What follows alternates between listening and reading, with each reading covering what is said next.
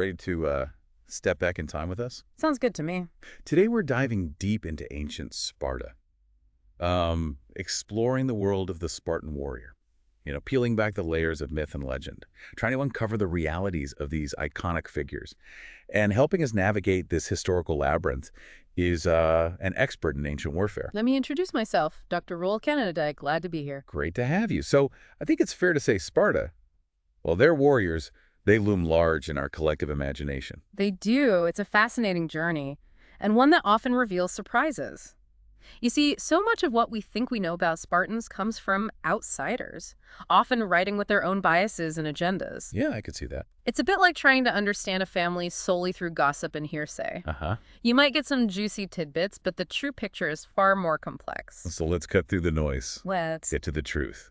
One of the most enduring images of Spartans is their invincibility on the battlefield. But was that reputation truly earned? Or is it a product of exaggeration and myth-making? That's where things get interesting. While Spartans certainly earned a reputation for military prowess, the idea of their complete invincibility, that seems to have taken hold primarily after the 5th century BC. If we look at earlier periods, the picture becomes a bit more nuanced. You mean they weren't always the unstoppable force we imagined them to be? Not necessarily, no. Are there any specific examples that challenge that perception? Absolutely. Take, for instance, the Battle of the Champions, a rare account of a pre-5th century conflict. In this battle, 300 Spartans faced off against 300 of their rivals, the Argives, in a kind of ancient gladiatorial showdown. And the outcome? It was essentially a draw, a brutal fight to the death with only a handful of survivors on either side.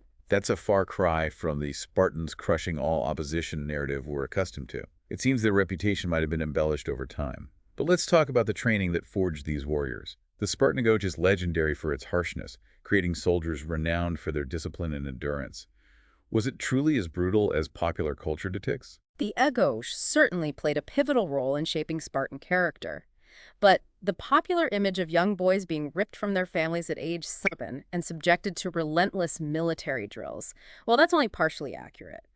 While their training did begin at that young age, the initial focus was more on moral indoctrination and character building rather than intense combat skills. So it wasn't all blood, sweat, and iron from day one. Not exactly. What did this early stage of training involve? Well, boys lived in communal barracks, which fostered a sense of camaraderie and shared purpose. But they still interacted with their families and received a well-rounded education.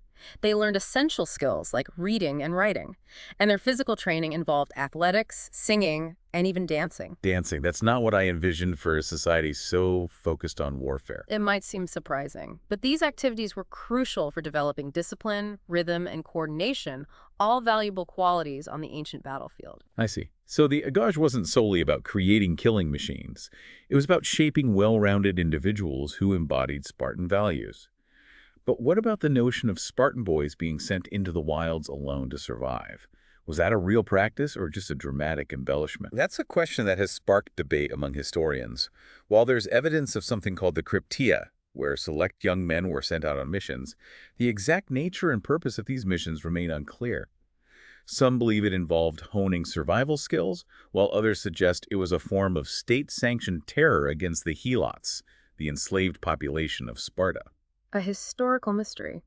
It seems like the Cryptia adds another layer of complexity to our understanding of the Spartan training system. But let's move on to the Spartan warriors themselves. Were they a professional army, constantly drilling and preparing for war, as we often imagine? Here's a fact that might surprise you. Spartan warriors were not a professional army. They were a citizen militia, just like many other Greek city-states. They were called upon to fight when needed, but otherwise lived as citizens, not full-time soldiers. That's fascinating. It challenges the image of Sparta as a society solely focused on warfare. So if they weren't professional soldiers, what gave them an edge on the battlefield? Their advantage lay in their social structure. As a leisure class, they were free from the demands of farming or trade, allowing them ample time to dedicate to physical and mental preparation.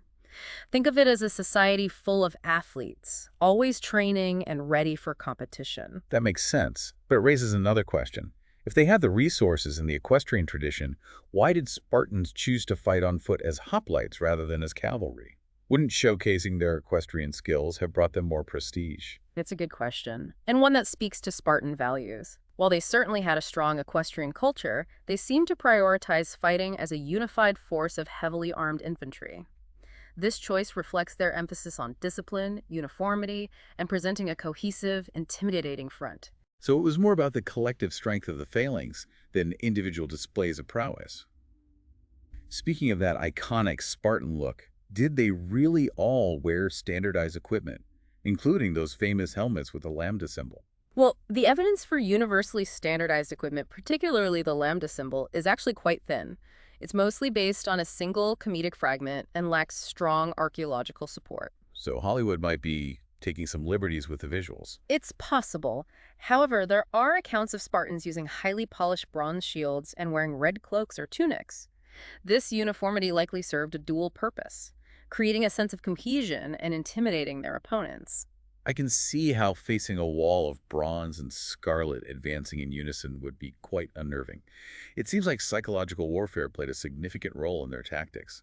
But as Spartan citizen numbers dwindled over time, they increasingly relied on non-citizen soldiers to bolster their ranks. Didn't that create challenges for maintaining this image of uniformity? That's where their standardized equipment becomes even more crucial. By having everyone dress alike, they could effectively mask the inclusion of these non-Spartans, preserving the illusion of a purely Spartan army and amplifying their psychological impact on the battlefield. It's like a strategic branding campaign, designed to project an image of strength and unity, even as the demographics of their army shifted. But let's move from the visual to the symbolic. We know the shield was essential for hoplite warfare, but what did it represent to a Spartan beyond its practical function? The shield held immense significance. It wasn't merely a piece of equipment. It was a symbol of a hoplite's commitment to the formation and to their city-state. Throwing away one's shield was seen as a cowardly act, a betrayal of one's comrades and the collective good. This belief wasn't unique to Sparta, but was prevalent throughout ancient Greece. It speaks to a profound sense of duty and the understanding that individual actions had consequences for the entire unit. Exactly. Spartans, like Athenians, criminalized throwing away one's shield because it jeopardized the entire battle line. Remember the famous saying, "Come back with your shield or on it." It reflects this profound importance attached to the shield as a symbol of honor and commitment. It's fascinating how a single object could hold so much weight, both literally and figuratively, representing a warrior's duty, their honor, and their connection to the collective. Now let's talk about the Spartan phalanx, their signature battle formation. We've already touched upon their discipline and training, but how did those qualities translate into their tactics on the battlefield? What made their phalanx so formidable? The Spartan phalanx was a marvel of both discipline and maneuverability. Their rigorous training and a remarkably well-defined officer hierarchy allowed them to operate with a level of precision and coordination that few other Greek armies could match. So it wasn't just about individual strength or ferocity, but about the power of a well-coordinated unit, moving and reacting as one. Precisely.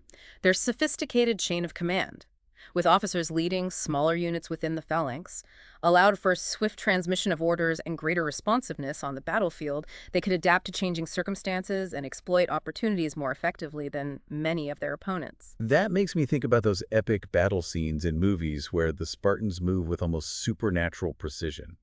Was there any historical basis for that depiction, or is it pure Hollywood embellishment? While Hollywood certainly adds its own flair, Spartans were renowned for marching in step, a practice not as common among other Greek armies.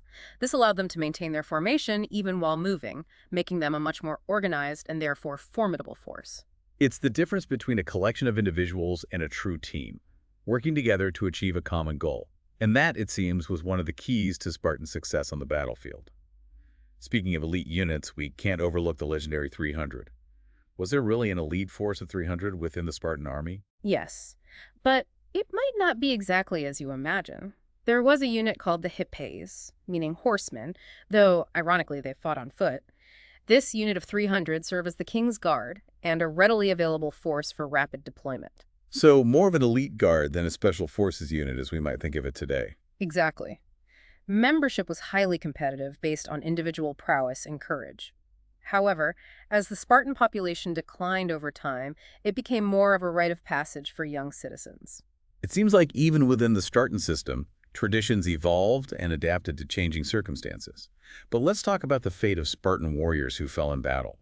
where their bodies returned to Sparta for burial with honors, as depicted in some films? Here's another intriguing distinction between the Spartans and other Greeks, like the Athenians. Spartans typically buried their war dead on the battlefield, or near it. This practice signified their willingness to fight for their allies and contrasted with the Athenian tradition of retrieving their fallen for burial back home. That's a powerful statement. They were laid to rest where they fell, marking the extent of their commitment and sacrifice. It challenges our modern ideas about returning home victorious, doesn't it? Absolutely. It highlights a different perspective on death and duty within Spartan culture. This deep dive has already shattered some of my preconceived notions about Spartans. We've seen that they weren't always the invincible super soldiers of legend, and their society was far more complex than just a military machine. But with all this in mind, can we truly label Sparta a warrior culture? That's a question worth exploring. While ancient sources describe Sparta as a barracks, I think labeling it solely as a warrior culture is an oversimplification. Many of their practices, like their communal messes, emphasized moral conditioning and social conformity as much as military preparedness. So it's about shaping ideal citizens who adhered to Spartan values. And military prowess was just one aspect of that ideal. Precisely. Even their rigorous physical training, while undoubtedly beneficial for warfare, also served other purposes. It was about producing strong and healthy citizens for the state, capable of contributing on multiple levels. It seems like the line between military and civilian life was blurred in Spartan society, with their values and training permeating every aspect of their lives. That's a keen observation. The more we delve into Spartan society, the more we see that it was a tapestry woven from many threads, with military prowess being just one of many vibrant colors. This deep dive has certainly given me a lot to ponder. Are you ready to unravel more of these threads in part 2? Absolutely. There's much more to discover about the motivations, beliefs, and cultural influences that shaped these legendary warriors. Stay tuned. Welcome back to our deep dive into the Spartan world. We've been exploring their training, their equipment, and their battlefield tactics. But now let's shift our focus to something, well, a bit more personal. The motivations of these warriors. What drove them to fight with such ferocity and determination? Yeah, it's easy to get caught up in the spectacle of battle. The clashing shields, the synchronized maneuvers. But I'm curious about the human element. What was going on in the minds of these Spartan warriors? I mean, were they fueled by a thirst for glory, a sense of duty, or perhaps something more primal? It's a question that has fascinated historians for centuries. While some ancient sources depict Spartans as emotionless fighting machines, I think it's important to remember that they were individuals, each shaped by their upbringing, their experiences, and their own unique set of motivations. So let's move beyond those simplistic stereotypes and delve into the complexities of their psychology. What role did societal pressures and expectations play in shaping their mindset? Imagine growing up in a society where conformity and obedience were paramount, where your worth was measured by your contributions to the state. From a young age, Spartan boys were instilled with a deep sense of duty and loyalty, not just to their families, but to Sparta itself. It sounds almost like a collectivist mindset, where the needs of the group outweighed individual desires. Did this create a sense of shared purpose and camaraderie among Spartan warriors? Absolutely. Think back to those communal messes we discussed earlier. They weren't just about sharing meals, they were about forging bonds, reinforcing shared values, and creating a sense of unity. Spartan warriors fought not just for personal glory or gain, but for the preservation of their way of life, for the collective good of Sparta. It's remarkable how their social structure seems to have directly influenced their military effectiveness. But let's talk about fear. Every human, no matter how brave, experiences fear. How did Spartans deal with the fear of death, especially in the face of battle? Their training and discipline played a crucial role in managing fear. By conditioning their bodies and minds to endure hardship, by constantly reinforcing the importance of duty and self-control, Spartans developed a remarkable ability to suppress fear and focus on the task at hand. It sounds like they channeled that fear, transforming it into a source of strength rather than allowing it to paralyze them. Exactly. Consider those polished bronze shields gleaming in the sunlight. They weren't just about physical protection. They were about projecting an image of fearlessness, intimidating their opponents, and bolstering their own morale. It's like a psychological game. A battle of wills fought before the first spear's even thrown. But what about those who couldn't overcome their fear in the heat of battle? What were the consequences for a Spartan who broke ranks or retreated? The consequences were severe. Spartans who showed cowardice in battle faced social ostracism, loss of status, and even exile. Remember, their society placed immense value on courage and discipline. To falter in the face of the enemy was to betray the core values of Sparta. It sounds like an incredibly high-stakes environment where the pressure to conform and perform was immense. But what about the other side of fear, rage or bloodlust? Did those emotions play a role in Spartan warfare? While we can't know for certain what went on in the minds of individual warriors, I think it's important to avoid simplistic notions of Spartans as bloodthirsty berserkers. Their training emphasized control, discipline, and precision. So it was about channeling their energy into a disciplined and effective fighting force, rather than succumbing to primal rage. Precisely. Spartan warfare wasn't about mindless slaughter. It was about strategic maneuver, about using their training and discipline to overcome their opponents. This paints a much more nuanced picture than the one we often see in popular culture. It suggests a level of calculated aggression, a focus on achieving victory through strategy and skill rather than brute force. But you've also challenged the assumption that Spartan society was solely focused on war. What else was valued in Sparta beyond the battlefield? While military prowess was undoubtedly a defining feature of Spartan life, it wasn't the only thing that mattered. Spartans also placed a high value on things like physical fitness, music, poetry, and even dance. Dance. I know we touched on this earlier, but it still seems surprising. Given their reputation as warriors, what purpose did dance serve in Spartan society? For Spartans, dance wasn't just about entertainment. It was a form of expression, a way to celebrate their cultural identity and reinforce their shared values. It also required discipline, coordination, and physical stamina, qualities that translated well to the battlefield. It's fascinating how seemingly disparate elements, warfare, poetry, dance, all contributed to the fabric of Spartan culture. It seems like their society was more multifaceted than we often give it credit for. Can we delve a little deeper into some of the key cultural influences that shaped these warriors? One of the most significant was the concept of a gogush, the rigorous education system that shaped Spartan boys into ideal citizens. This system emphasized physical fitness, discipline, obedience, and loyalty to the state above all else. We've talked about Agogish in terms of its physical training, but it seems like it played a much broader role in shaping Spartan character. Absolutely. From the age of 7, Spartan boys were separated from their families and lived in communal barracks, where they underwent intense physical and mental training. They were taught to endure hardship, to value courage and self-sacrifice, and to prioritize the needs of the state above their own. It sounds incredibly demanding, almost harsh by modern standards. But it also seems to have instilled a powerful sense of brotherhood and shared purpose among those who went through it. Precisely. The Agogia system fostered a sense of camaraderie and loyalty that extended beyond the training grounds and into the battlefield. Spartan warriors fought alongside men they had grown up with, men who shared their values and their commitment to Sparta. It's a testament to the power of shared experience, even one as challenging as Agoj, to forge such strong bonds. But Spartan culture also had a unique approach to women, didn't it? They were given more freedoms and responsibilities than women in many other Greek city-states. How did this influence the warriors and their society? That's a crucial point. Spartan women played a vital role in their society. They were responsible for managing households, raising children, and even owning property.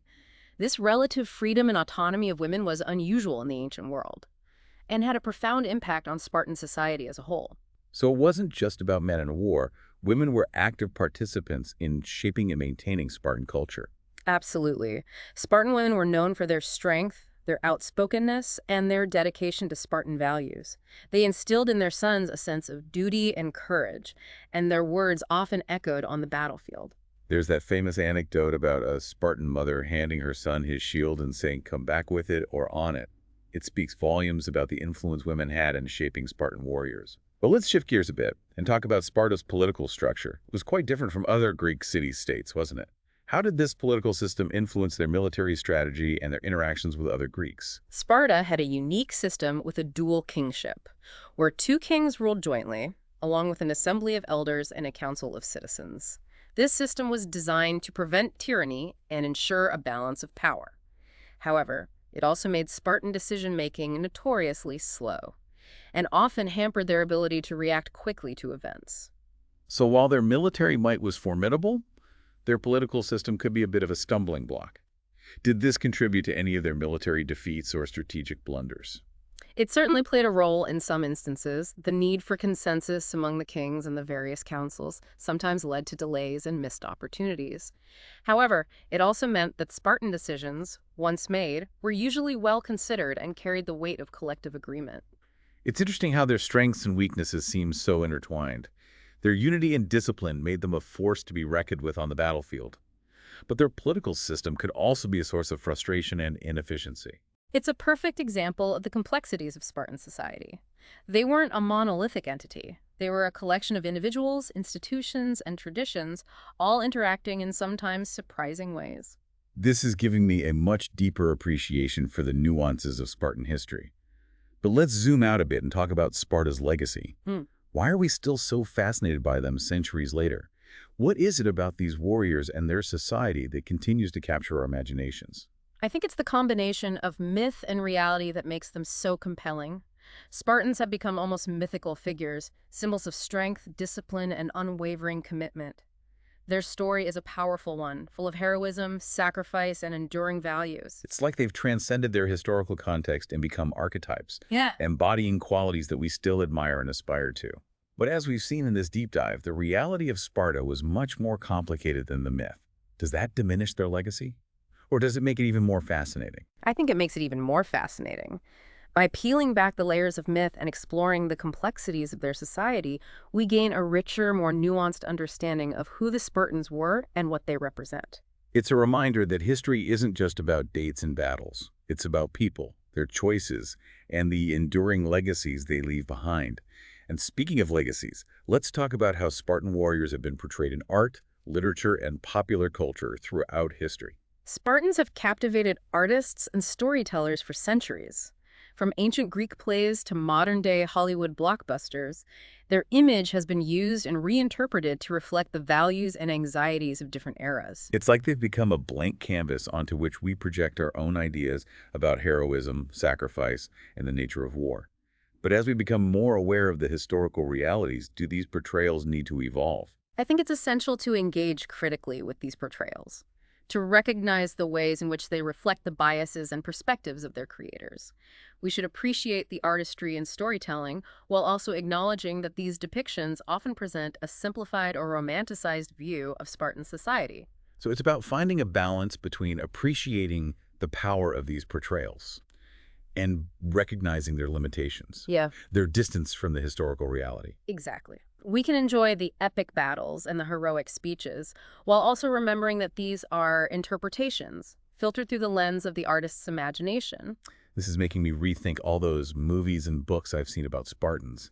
It's like I'm seeing them with fresh eyes, recognizing the ways in which they've been shaped by the cultural context in which they were created. That's the beauty of historical inquiry. It challenges our assumptions, expands our perspectives, and encourages us to look beyond the surface. And that's what we've been doing in this deep dive, haven't we? Peeling back the layers of myth and misconception to reveal a more complex and ultimately more fascinating picture of the Spartan warriors.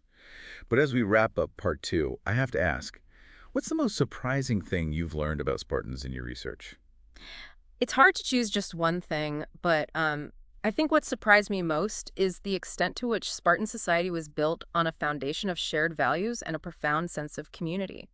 While their military prowess is undeniable, it was their social cohesion, their dedication to a common good, that truly set them apart. It's a reminder that strength doesn't just come from physical prowess or military might. It can also come from a shared sense of purpose, a collective commitment to something greater than oneself. Yeah. And that's a powerful lesson, relevant not just in ancient Sparta, but in our own world today. Indeed. And it's something we'll continue to explore as we delve into the final part of our deep dive. Stay tuned.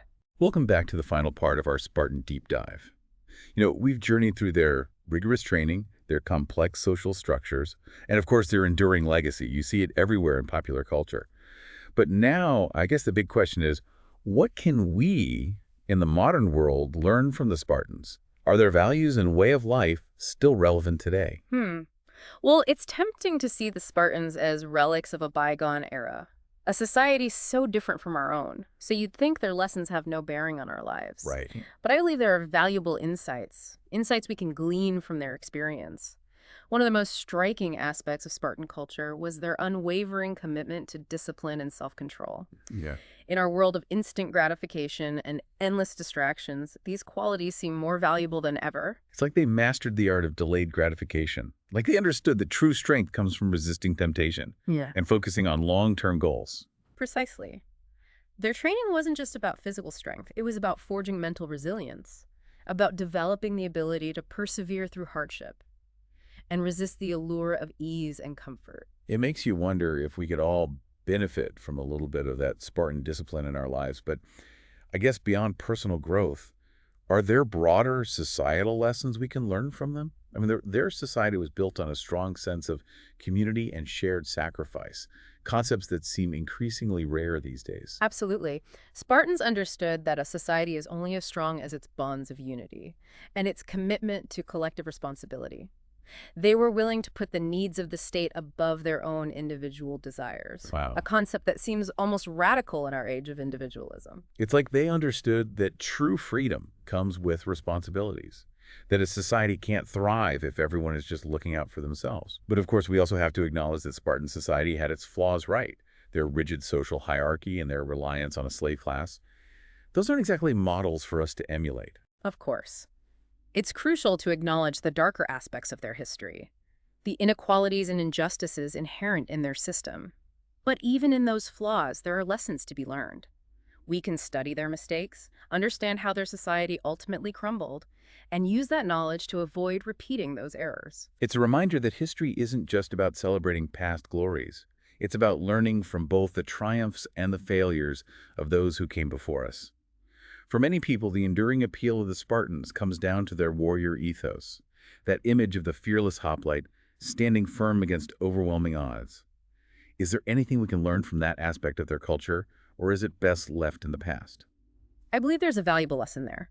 But it's not about glorifying violence or seeking out conflict. It's about cultivating courage, both physical and moral. About standing up for what we believe in, even when it's difficult. So it's not about becoming warriors in a literal sense, but about embodying those qualities of resilience, determination, that unwavering commitment in our own lives. Exactly. It's about facing our personal challenges with the same grit and determination that the Spartans brought to the battlefield. It's about standing up for what's right, even when it's unpopular or inconvenient. That's a powerful message, and one that resonates deeply in our complex world, filled with challenges that demand courage and resilience. But before we wrap up our Spartan deep dive, I got to ask you a personal question. What's the one thing you wish more people understood about the Spartans? I wish more people understood that they weren't just mindless warriors. They were a complex and fascinating society, with their own unique customs, beliefs, and aspirations. They were products of their time, yes, but they were also individuals, capable of great courage, sacrifice, even compassion. By looking beyond the stereotypes, we can discover a richer, more nuanced understanding of who they were and what their legacy truly means. That's a beautiful way to sum up our exploration. We've shattered myths, uncovered complexities, and ultimately gained a deeper appreciation for the enduring power of the Spartan story. But as always, the deep dive doesn't end here. What's one question or idea you'd like to leave our listeners with?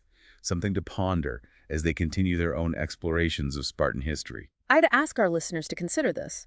If the Spartans were alive today, how would they view our modern world? What would they admire? What would they critique? And most importantly, what could we learn from their perspective, both positive and negative? That's a thought-provoking question, one that I'll be wrestling with myself. Well, thank you for joining us on this incredible journey into the world of Spartan warriors.